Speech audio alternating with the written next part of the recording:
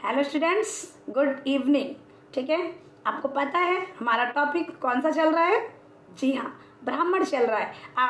ब्राह्मण टॉपिक के बारे में हमने आपको ब्राह्मण शब्द का अर्थ बताया, कौन कौन से अर्थ होते हैं वो आपको बताया है ना। कौन कौन से वेदों में कौन कौन से ब्राह्मण हैं वो आपको बताया, और बहुत सारी जानकारियाँ हमने ब्राह्मण जो पहला टॉपिक बनाया था उसमें हमने आपको दे दी थी। आज हमारा जो टॉपिक है वो है ऐत्र ब्राह्मण। फिर आएगी एक वीडियो शतपथ ब्राह्मण। ज़्यादा बड़ी वीडियो हो जाती है फिर के बच्चे बोर हो जाते हैं, इसीलिए छोटा छोटा, ज़्यादा नहीं, ज़्यादा मुश्किल से बस 10 मिनट, बस इससे ज़्यादा नहीं। ठीक है, तो हम करेंगे ऐत्र ब्राह्मण, फिर करेंगे शतपथ ब्राह्मण, फिर करेंगे गोपद ब्राह्मण। ठीक, आज की जो वीडियो है इसमें ऐत्र ब्राह्मण का विषय विवेचन और विषय विभाजन और शुनाक्षेप की कथा, जिसको आती है बहुत अच्छी बात है, जिसको नहीं आती वो जरूर सुने, और इसका महत्व के बारे में भी हम जानेंगे। ठीक है, जैसे कि आप सभी को पता है बच्चों कि ये टॉपिक इट्स वेरी इंपॉर्टेंट है ना, ये बहुत ज़्यादा इम्पोर्टेंट टॉपिक है, बहुत महत्वपूर्ण टॉपिक है। तो इसीलिए इस टॉपिक को शुरू करने से पहले वीडियो को लाइक करके जरूर अपनी अटेंडेंस लगा दें। ठीक है, तो आई थिंक मुझे लग रहा है आपने वीडियो को लाइक कर दिया होगा, है ना, और चैनल सब्सक्राइब तो ऑलरेडी कर ही रखा है, और जो बच्चे नए आए हैं वो चैनल को सब्सक्राइब जरूर कर लें। वो इसीलिए जिससे कि आपको न्यू वीडियोस के नोटिफिकेशन मिलते रहे, चैनल को सब्सक्राइब करके बेल आइकन को प्रेस जरूर कर देना।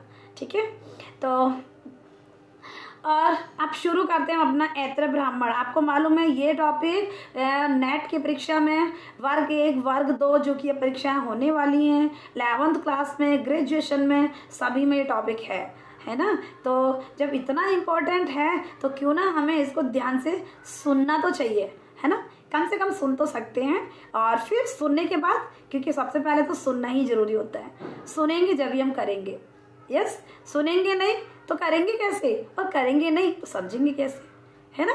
तो सबसे पहले सुनना है, फिर करना है, और फिर समझना है कि हम आपको कैसे करेंगे, उसको पेन कॉपी से कैसे हम नोट्स बनाएंगे। छोटे छोटे प्रश्नों के उत्तर मैं आपको बीच बीच में बताती रहूंगी। ठीक है, तो शुरू करें। तो आपने लाइक कर दिया होगा, तो आइए शुरू करते हैं अपना अच्छा सा टॉपिक ऐत्र ब्राह्मण। देखिए बच्चों, जो ऐत्र ब्राह्मण है ऋग्वेद के ब्राह्मणों में इसका प्रमुखतम स्थान है। ठीक है, वेद तो बहुत सारे नहीं, 4 वेद हैं। ठीक है, लेकिन अब प्रमुखतम स्थान कौन से वेद में है? ऋग्वेद में। हो गया प्रश्न का उत्तर, है ना। तो ऋग्वेद के ब्राह्मणों में इसका प्रमुखतम स्थान है। इसके रचयिता कौन है? एक और प्रश्न, इसके रचयिता कौन है? इसके रचयिता हैं महिदास ऐत्र जी। देखिए, मैं कक्षा में भी यही कहती हूँ, जो अपने स्कूल में पढ़ाती हूँ बच्चों को, बच्चों चैप्टर ध्यान से सुनिए, चैप्टर ध्यान से सुनिए, समझ में अपने आप आ जाएगा, और करने भी बच्चा अपने आप लग जाता है। अगर हम ध्यान से जब सुनते हैं ना तो सचमुच समझ में आता है। ठीक है, तो इसीलिए ध्यान से सुन लीजिए, चैप्टर समझ में जरूर आएगा और बहुत अच्छे से आएगा। ठीक है, तो अब इसके अब जब चैप्टर समझ में आ जाता है ना तो प्रश्न उत्तर तो बच्चे खुद करते हैं, है ना। तो अब इसके रचयिता कौन है? इसके रचयिता है महिदास ऐत्र जी। ठीक है, अब बच्चों से तो हम अंडरलाइन करवा लेते हैं बट या हाईलाइट करवा लेते हैं, तो अभी तो हम हाईलाइट और अंडरलाइन कुछ भी नहीं करवा पाएंगे, आप केवल पेन कॉपी में ही प्रश्न का उत्तर लिख सकते हो। ठीक है, अब देखिए बच्चों, अवेस्ता ऋत्विज के लिए ऐत्रेय शब्द आता है। ठीक है, अब ऐत्रेय शब्द भी ऋत्विज के लिए ही प्रयुक्त हुआ है, अर्थात प्रयोग हुआ है। ठीक, अब संभव है कि जो इसके लेखक ऋत्विज रहे हों, यस, अथवा लेखक अवेस्ता के ज्ञाता हो, है ना, उनका नाम ऐत्रेय हो। यस, तो ऐत्रेय शब्द वैदिक भाषा में ऐत्री के रूप में जाना गया हो। ठीक है, इसमें केवल हमने संभावना व्यक्त करी है। ठीक है, अब देखिए, सबसे पहले हम विषय का विभाजन करते हैं। सबसे पहला पॉइंट हमारा यही है, विषय का विभाजन। जो ऐत्र ब्राह्मण है ना, 40 अध्यायों में विषय का विभाजन करता है। ठीक है, ऐत्र ब्राह्मण ध्यान से सुनेंगे और लिखेंगे भी, है ना। ऐत्र ब्राह्मण 40 अध्यायों में विषय का विभाजन करता है। इसमें 8 पंचिकाएं हैं। अब ऐत्र ब्राह्मण में कितनी पंचिकाएं हैं? 8 पंचिकाएं हैं। इस एक पंचिका में कितने अध्याय हैं? 5 अध्याय हैं। पंचिका से ही आपको समझ में आ रहा होगा 5, ठीक है। अब 8 इंटू 5, 8 इंटू 5, 8 गुणा 5 क्या हो गया? 40। 40 क्या हो गया? अध्याय। अब अध्यायों का विभाजन कंडिकाओं में होता है। किसमें होता है? कंडिकाओं में होता है। और ऐतरेय ब्राह्मण में 285 कंडिकाएं हैं। आप इनको ना, आप कंडिकाएं हैं, अब आप इनको एक एक प्रश्न का उत्तर लिख लेना। सबसे पहले प्रश्न लिखना, फिर आंसर लिखना, फिर प्रश्न लिखना, फिर उत्तर लिखना। उससे क्या होगा? आपका एक बहुत ही प्यारा सा नोट्स तैयार हो जाएगा। और फिर आपको परीक्षा में वीडियो देखने में देखो समय लगता है ना, तो इसीलिए जब एग्जाम में जाते हैं तो वीडियो नहीं, हमको नोट्स से पढ़ना चाहिए, ठीक है। तो और बच्चों को भी शेयर करना। अब आपको नोट्स शेयर करना है या वीडियो शेयर करना है, एज यू विश, ठीक है, जैसा आपको अच्छा लगे, ठीक है। तो आज आई थिंक आपको समझ में आ गया होगा। आइए अब करते हैं विवेच्य विषय। अब 8 पंचिकाएं, अगला पॉइंट है हमारा। 8 पंचिकाओं में विषय को प्रस्तुत किया है। ऋग्वेद से संबंधित यज्ञ में होत्र नामक ऋत्विज के कार्यों का विशेष विभाजन होता है। प्रथम 2 पंचिकाओं में अग्निष्टोम नामक भाग में होत्र के विधि विधानों तथा कर्तव्य का उल्लेख है। अन्य पंचिकाओं में सप्ताह में चलने वाले सोम योगों में होता और तथा उसके सहायक ऋत्विजों का विवेचन है। अब किस किस का विवेचन किया गया वो यहाँ पे बताया गया है। साथ ही जिसकी हम बात कर रहे थे आपसे, सुनाशेप नामक आख्यान है, जिसके बारे में आज मैं आपको बताने वाली हूँ, ठीक है। तो सुनाशेप नामक आख्यान हम सुनेंगे और अभी से बता रहे हैं किस किस का विवेचन है। और अंतिम अध्याय में पुरोहित के धार्मिक तथा राजनीतिक कर्तव्य का विवेचन है। बहुत बढ़िया बात, ठीक। अब धार्मिक दृष्टि से देखा जाए तो धार्मिक दृष्टि से ऐतरेय ब्राह्मण का महत्वपूर्ण स्थान है, धार्मिक दृष्टि से भी। इसी से ज्ञात होता है कि वैदिक समाज में विष्णु की कितनी महिमा थी, ठीक है। इसी से समझ में आ जाता है कि भैया वैदिक समाज में विष्णु जी की कितनी महिमा थी, ठीक है। तो अब सुनाशेप की कथा, आप आख्यान, आप सुनिए। अब कथा शुरू होती है आपकी, छोटी सी कथा, आप जरूर सुनेंगे और ध्यान से सुनेंगे, ठीक है। देखिए क्या होता है, राजा हरिश्चंद्र की कोई संतान नहीं होती है, ये तो आपको पता है ना, आपने पढ़ा हुआ है। राजा हरिश्चंद्र जी होते हैं हमारे, उनके कोई संतान नहीं होती है। नारद ने उन्हें पुत्र के महत्व को बताया, है ना। नारद ने क्या किया? उनको पुत्रों का महत्व बताया कि पुत्रों का महत्व क्या है, कि संसार में गृहस्थ आश्रम, वानप्रस्थ आश्रम तथा संन्यास आश्रम सभी सार्थक हैं जब पुत्र हो, ठीक है। अतः पुत्र की सदा कामना करनी चाहिए, है ना। तो पुत्र की भैया सभी कामना करते हैं, तो इसमें बताया गया है, ठीक है, और करते भी हैं। अब पुत्रम, इसमें सुनाशेप की कथा में यही बताया है, वही मैं आपको बता रही हूँ। पुत्रम ब्रह्म इच्छध्वम सा वै लोको अपवादावदाह, है ना। तो लोको अवदावदाह, सॉरी, तो इसमें थोड़ा मिसप्रिंट हो रहा है, इस वजह से थोड़ा पढ़ने में प्रॉब्लम हो रही है, ठीक। लोको अवदावदाह, तो मिसप्रिंट हो रहा है। अगर ये गलत भी हो तो आप सही देख लेना कहीं पे अपनी बुक में, ठीक है। तो थोड़ा मिसप्रिंट हो रहा है ये, इसलिए। अब देखिए, राजा वरुण के पास, ठीक है, राजा वरुण के पास जाकर पुत्र प्राप्ति की प्रार्थना की, ठीक है। राजा ने, जो हमारे राजा थे, राजा हरिश्चंद्र जी, राजा जी ने वरुण के पास जाकर पुत्र प्राप्ति की प्रार्थना की और कहा कि मैं तुम्हारा यज्ञ करूंगा, है ना, मैं यज्ञ करूंगा। हरिश्चंद्र के फिर क्या हुआ? अब जब उन्होंने बोला कि भैया मैं तुम्हारा यज्ञ करूंगा और मुझे पुत्र प्राप्ति होना चाहिए इस तरह से, तो हरिश्चंद्र के क्या हो गया? अब वही उन्होंने मांगा, ईश्वर की कृपा से उन्हें मिला, वरुण जी ने उनको दिया, तो हरिश्चंद्र के पुत्र हो गया, जिसका नाम क्या था? रोहित। तो राजा हरिश्चंद्र के पुत्र का नाम क्या था? रोहित। वरुण के बार बार कहने पर भी राजा ने पुत्र स्नेह के कारण उसने वरुण का यज्ञ नहीं किया। देखिए, शुरू में तो उन्होंने बोल दिया था कि हम तुम्हारा यज्ञ करेंगे, हमें किसी न किसी तरह से पुत्र की प्राप्ति होना चाहिए। वरुण जी से मांगा, वरुण जी ने दे दिया। लेकिन अब जब उनको पुत्र प्राप्त हो गया, राजा हरिश्चंद्र जी को, अब पुत्र स्नेह है ना, उनका पुत्र प्रेम के कारण वो उनका यज्ञ करना भूल गए। ठीक है, अब वरुण के बार बार कहने पर भी राजा पुत्र स्नेह के कारण वरुण का यज्ञ नहीं किया। उन्होंने कहा भी था, कई बार कहा था, लेकिन वो पुत्र स्नेह के कारण उन्होंने यज्ञ नहीं किया। अब वरुण जो रोहित थे हमारे जी, रोहित राजा हरिश्चंद्र के पुत्र, रोहित को पिता की यह बात अच्छी नहीं लगी। रोहित को बिल्कुल अच्छा नहीं लगा कि भाई पापा ऐसा क्यों कर रहे हैं, है ना, राजा ऐसा क्यों कर रहा है।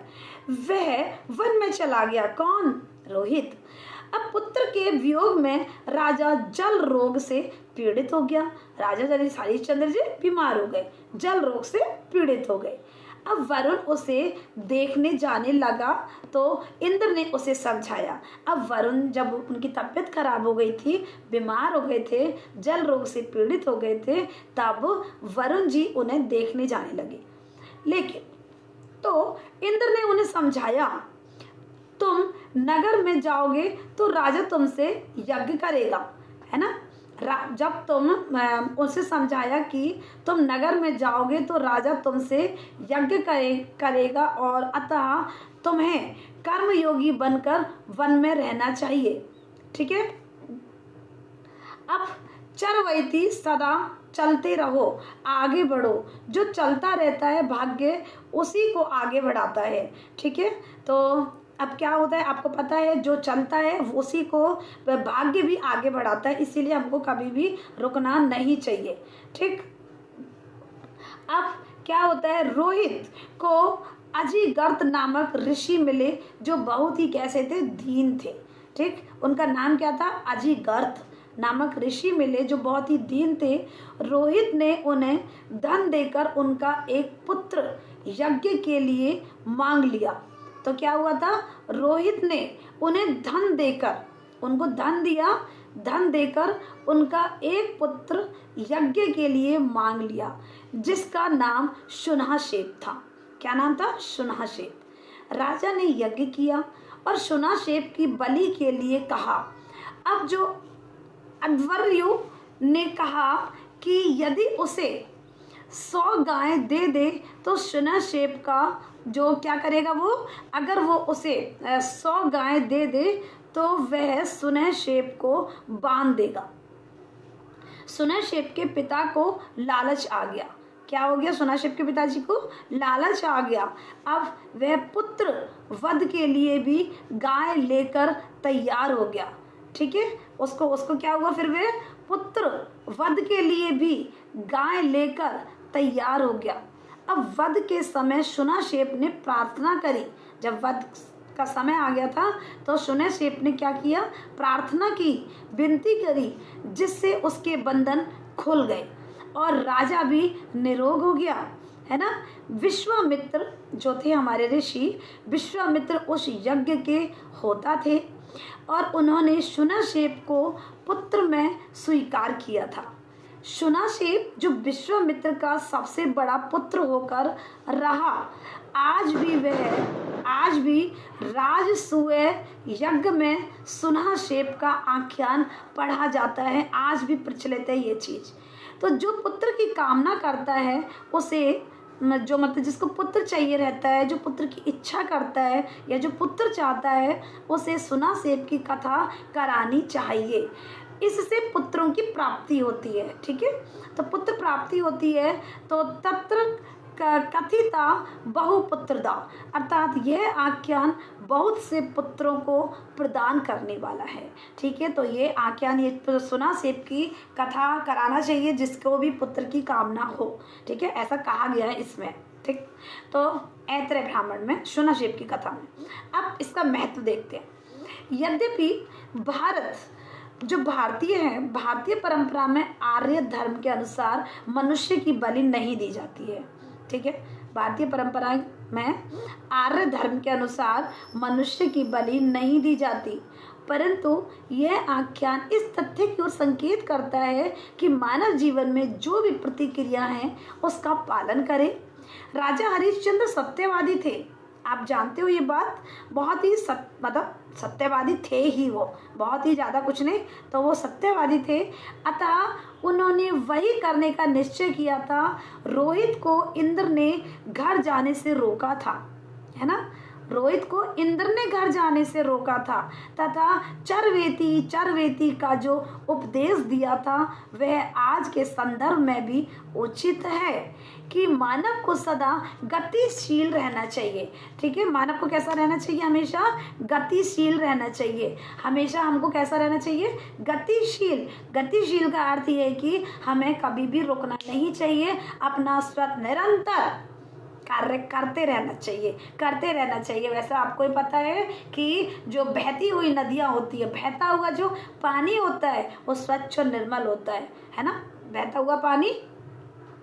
अब जैसे जमा हुआ पानी, जब कभी एक जगह पे जमा हुआ पानी है और वहाँ पे क्या होता है, अगर वो बह नहीं रहा है और एक ही जगह इकट्ठा हो गया तो वो क्या देता है? बदबू, कीड़े, मच्छर। यस, तो इसीलिए तो रुका हुआ पानी भी मच्छर मक्खियाँ पैदा करता है। तो इसीलिए हमको कैसा, पानी भी जैसे बहता रहता है उसी तरह से नदियाँ जैसे निरंतर बहती रहती हैं, ऐसे ही मनुष्य को हमको कैसा रहना चाहिए? गतिशील रहना चाहिए, क्रियाएं करते रहना चाहिए, अच्छे काम। ठीक है, तो रुकना जीवन नहीं है, हमें रुकना तो बिल्कुल नहीं चाहिए, है ना। चाहे आप धीरे धीरे चलो, चाहे अगर आपसे बहुत जोर से, मतलब धीरे धीरे चलने का मतलब यहाँ वो वाला चलना नहीं है, यहाँ क्रियाओं से मतलब है। ठीक है, हमें अपने जीवन में लक्ष्य, कुछ ना कुछ टारगेट अपने प्रतिदिन के रहना चाहिए कि आज हमें क्या करना है, कल हमें क्या करना है, कल की प्रिपरेशन हमें आज से ही शुरू कर देना चाहिए। ठीक है, तो वही बंदे सक्सेस होते हैं। ठीक, तो प्री प्लानिंग हमारी सबसे पहले रहना चाहिए, योजना हर काम की अच्छे से बनाना चाहिए। ठीक, और अपने आप को गतिशील, निरंतर जब तक स्वामी विवेकानंद ने कहा भी है कि डटे रहो, है ना, और चलते रहो, उठो, जागो, और जब तक मत रुको जब तक तुम्हें लक्ष्य की प्राप्ति ना हो जाए। ठीक है, तो हमारा लक्ष्य होना चाहिए, प्रतिदिन का लक्ष्य, प्रतिदिन हमें करना क्या है, कल हमें क्या करना है, उसकी प्रिपरेशन हमें आज से करना चाहिए। ठीक है, वही बंदे सक्सेस होते हैं। तो इसने भी यही चीज़ बताई है, मानव को सदा गतिशील रहना चाहिए, रुकना जीवन नहीं है। तो विश्वामित्र ने अपने पुत्रों को आदेश दिया था कि वे सुनाशेप को अपना बड़ा भाई माने। विश्वामित्र जी ने बोला था, है ना, विश्वामित्र ने अपने पुत्रों को आदेश दिया था, बोला था कि सुनाशेप को अपना बड़ा भाई माने। जिन्होंने बड़ा भाई नहीं माना वे अभिशप्त हुए, है ना, मतलब अभिशापित हुए, उनकी संतानें मलेच्छ हुई, है ना, जिसने कहना नहीं माना था विश्वामित्र जी का। परिणाम स्वरूप ऐत्र ब्राह्मण धार्मिक व्यवहारिक दोनों रूप में क्या है? महत्वपूर्ण है, धर्म में भी, धार्मिक में भी और व्यवहार में भी। ऐत्र ब्राह्मण में नैतिकता भी है भाई, है ना, यस, नैतिकता भी है, आचरण भी है और कल्याण पर बल दिया गया है। ठीक है, और तथा कहा गया है कि समाज में प्रत्येक व्यक्ति को पूर्ण रूप से नैतिक और सदाचारी होना चाहिए। सदाचारी मतलब सत आचार, मतलब कि अच्छा व्यवहार, है ना।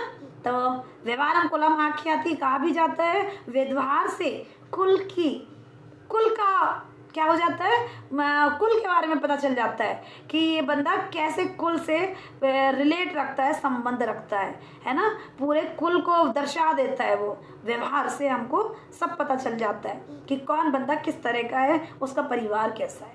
ठीक है, तो सदाचारी इसीलिए हमको कैसा रहना चाहिए? अच्छे आचार वाला रहना चाहिए, अच्छे व्यवहार वाला रहना चाहिए। हमको सबके साथ अच्छा व्यवहार करना चाहिए।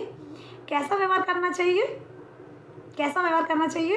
जी हाँ, हमको ऐसा व्यवहार करना चाहिए जो हमको अच्छा लगे, है ना। ऐसा नहीं कि भैया जो हमको अच्छा लगे वो, अब जैसे आपको तारीफ सुनना पसंद है तो आप भी औरों की तारीफ करिए, है ना। आपको प्रसन्नता अच्छी लगती है तो औरों को भी प्रसन्न रखिए, है ना। अब आपको तो अच्छा लगता है प्रसन्नता और औरों को हम बुराई दें तो ऐसे नहीं चलेगा, ठीक है।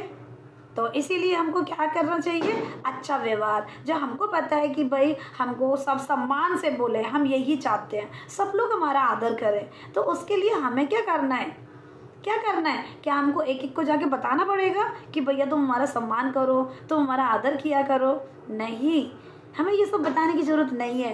आप अपना कार्य शुरू कर दीजिए, आप सबको सम्मान से देखिए, आप सबका सम्मान करिए, आदर करिए, आपको वो चीज़ें अपने आप ही मिल जाएंगी, स्वतः ही मिल जाएंगी। किसी की बुराई मत करिए, है ना, किसी के बारे में गलत मत बोलिए, सबको प्रेम से आंसर दीजिए, सबको प्रेम से बोलिए, सबको परोपकारी बने, है ना, तो कल्याण तो अपने आप हो ही जाता है।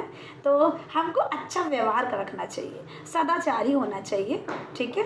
तो जो झूठ बोलता है, ठीक, वह यज्ञ का अधिकारी नहीं होता है।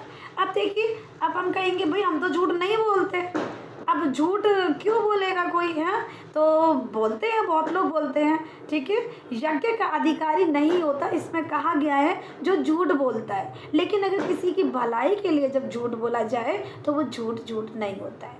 अब कोई पूछिए भाई पर सत्य क्या है ना, सत्य क्या है, तो क्या है सत्य? जी हाँ, आपको पता होगा, कुछ को पता होगा और हो सकता है सभी को पता हो, ठीक है। यद भूत हितम तत् सत्यम, है ना, जो दूसरों की भलाई के लिए बोला जाए वही सत्य है। यत भूत हितम तत् सत्यम, ये 2 दिन पहले की ही वीडियो बनाई है और ये 11th क्लास में बच्चों का चैप्टर था, बहुत ही अच्छा चैप्टर था, ठीक है। उसमें यही बताया था कि सत्य क्या है, तो यद भूत हितम तत् सत्यम, ठीक है। तो ये सही बात है, झूठ बोलने वाले का तेज कम हो जाता है, प्रभाव कम हो जाता है ना, मतलब वो चीज़ नहीं रहती है उस बंदे में जो झूठ बोलता है, वो दूसरों को आकर्षित नहीं कर पाता है ना, उसके अंदर वो तेज खत्म हो जाता है, ठीक। जो झूठ बोलते हैं, जो सच्चाई होती है उसका प्रकाश अलग ही दिखता है, वो बंदे अलग ही दिखते हैं, ठीक है। तो अभी बताने की जरूरत नहीं होती कि मैं झूठ बोलता हूँ कि नहीं, मैं झूठ बोलती हूँ कि नहीं, बात वो नहीं है, ठीक है। ऐसे बंदे अपने आप ही अलग छट जाते हैं, ठीक है। और ज़्यादातर लोगों को पता भी रहता है कौन बंदा कैसा है, ठीक है, तो व्यवहार से ही पता चलता है।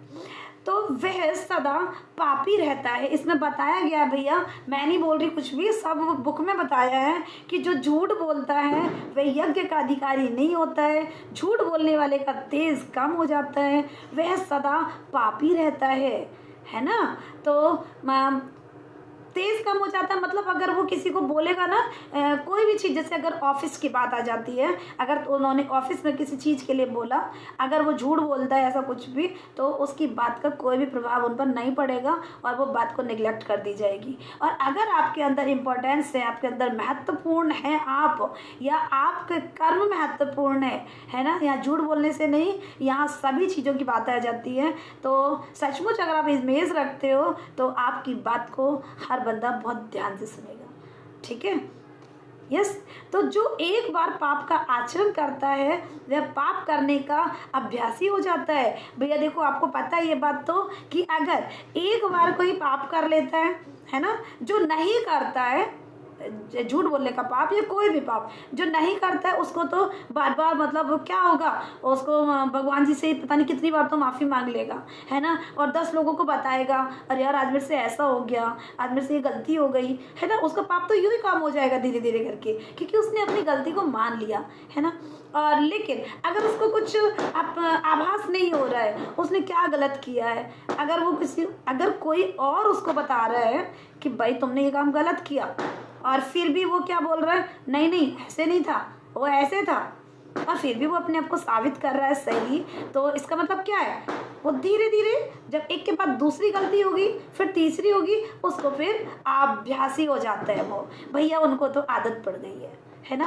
अब तो वो झूठ यूँ ही बोल देते हैं, झूठ भी वो ऐसे बोलते हैं जैसे सचमुच यार कोई सच भी नहीं बोलता, है ना। तो ऐसा लगता है कि यार कोई सच बोलने में भी शायद वो घबराएगा, जो नहीं बोलते भाई वो सच बोलने में भी घबराते हैं बेचारे, क्या करें। लेकिन जो झूठ बोलते हैं ना, जिनको अभ्यास हो जाता है झूठ बोलने का, तो वो आदत हो जाती है उनको, तो वो झूठ भी इतना बढ़िया बोलते हैं ना कि आपको यकीन हो जाएगा उनकी बात पे, ठीक है। तो यह पाप करने से नहीं रुकता। भाई वो पाप करने से कैसे रुकेगा, है ना। तो अतः पाप नहीं करना चाहिए, ये तो सभी जानते हैं, आप भी जानते हो, हम भी जानते हैं, ठीक। तो झूठ बोलना पाप है, कहा भी जाता है, छोटे छोटे बच्चे भी कहते हैं कि झूठ बोलना पाप है, और जो झूठ बोलता है उसके घर में सांप है ना, ऐसा करके बोलते हैं। तो यज्ञ करने वाले को सदा सत्य बोलना चाहिए, जो यज्ञ करते हैं उनको हमेशा सच बोलना चाहिए। सत्यबाग देवी के उपासकों की जो सत्यबाग देवी के उपासकों की रक्षा करता है, ठीक है। तो जो परंतु असत्य उनको मार डालता है, ठीक। तो इस प्रकार ऐत्र ब्राह्मण में यज्ञ के क्षेत्र में श्रद्धा को महत्व दिया गया है। किसको महत्व दिया गया है? श्रद्धा को। तो समाज में दान और अतिथि की प्रतिष्ठा की गई है। अतिथि के सम्मान को तो यज्ञ के मस्तक की पूजा मानते हुए कहा गया है। देखिए कितनी अच्छी बात कही है कि अतिथि के सम्मान को, जो अतिथि का सम्मान करता है, अतिथि देवो भव, ये हमारे भारतीय परंपरा में है और सभी लोग इस चीज को मानते हैं, ठीक है। अतिथि देवो भव, अतिथि हमारे लिए एक भगवान के बराबर होते हैं, है ना। तो अतिथि के सम्मान को तो यज्ञ के मस्तक की पूजा मानते हुए कहा है, क्या? शिरो व एतद यज्ञस्य यद अतिथ्यम। बहुत बढ़िया लाइन है ये, है ना। तो अतिथि के सम्मान को तो यज्ञ के मस्तक की पूजा माना जाता है, ठीक है। तो अतिथि देवो भव, आप भी जानते हो, अतिथि का सत्कार हमें हर समय करना, जब भी कभी कोई अतिथि आए सत्कार करना चाहिए। और ऐसा नहीं कि हमें तो गुस्सा आ रहा है, नहीं, चाहे हम कितने भी बिजी हों, अगर कोई हमारे द्वार पर आता है, चाहे वो अतिथि हो और चाहे कोई अनजान हो, ठीक है, तो क्यों आया है, किस लिए आया है, क्योंकि इनके भी कुछ कारण होते हैं, तो हमें कोशिश करना चाहिए उनकी हेल्प करें और अतिथि का सम्मान बहुत ही प्रेम पूर्वक श्रद्धा से करें, ठीक है। तो ये हो गया हमारा ऐत्र ब्राह्मण। तो बच्चों अगली वीडियो में हम करेंगे शतपथ ब्राह्मण। मुझे आशा है आप सभी को ये कथा बहुत अच्छी लगी होगी, समझ में भी आई होगी। वीडियो को लाइक करें, शेयर जरूर करें, औरों को भी फायदा दे, है ना। तो औरों को भी फायदा होना चाहिए, ठीक। हम इतनी मेहनत कर रहे हैं आपके लिए, तो इतना तो बनता है कि आप चैनल को सब्सक्राइब के साथ साथ वीडियो को शेयर जरूर करें, जिससे कि सभी बच्चों को, अगर हो सकता है कोई ज़रूरत वाला बच्चा हो, उसके पास ये कंटेंट ना हो सकता है आप किसी के काम आ जाएं, ठीक है। तो वीडियो को लाइक करें, शेयर करें, चैनल को सब्सक्राइब करें। धन्यवाद।